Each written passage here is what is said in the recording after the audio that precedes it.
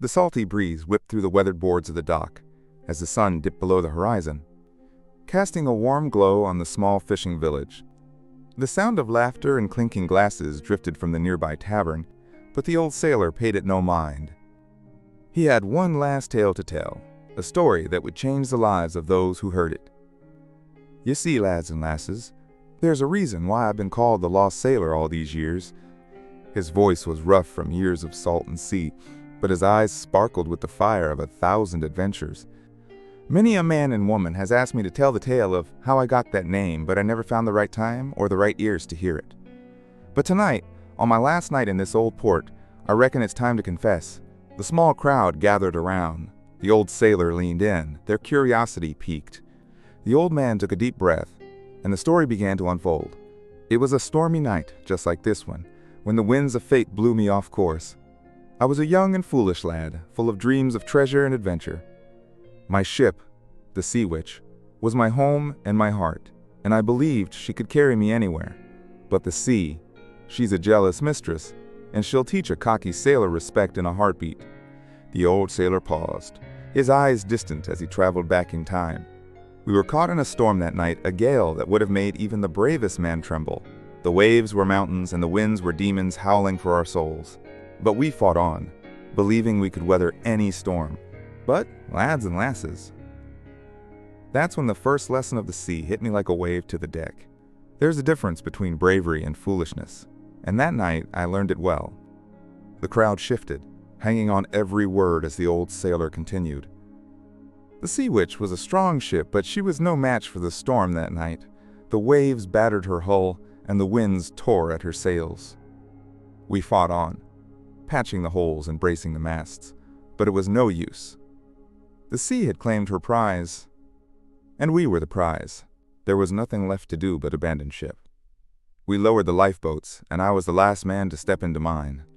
I turned to give the Sea Witch one last look, to thank her for the adventures we'd shared when I saw it. A small island, no more than a speck on the map, washed up by the storm.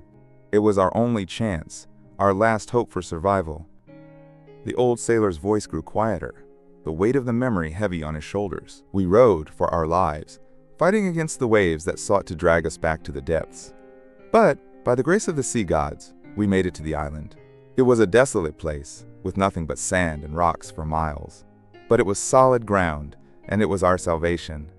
We spent weeks on that cursed island, scavenging for food and water, trying to repair the lifeboats.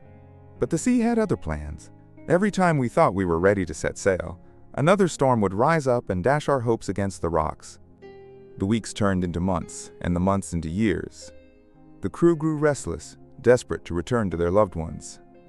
They begged me to give the order to set sail, to take our chances with the sea once more. But, lads and lasses, I'd learned the hard way that the sea doesn't give second chances. I couldn't bear to lead my crew to certain death.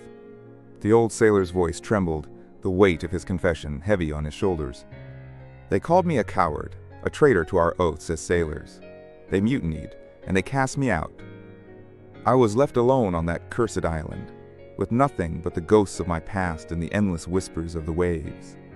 The crowd around him was silent, captivated by the tale of the lost sailor. The old man took a deep breath, steeling himself for the final part of his confession. I lived on that island for years, surviving on whatever the sea chose to wash ashore. I built a shelter from driftwood and sailcloth, and I carved the names of my lost crewmates into the rocks. I swore to stay there, to serve my penance for their deaths, until the sea herself set me free. And then, one day, a miracle.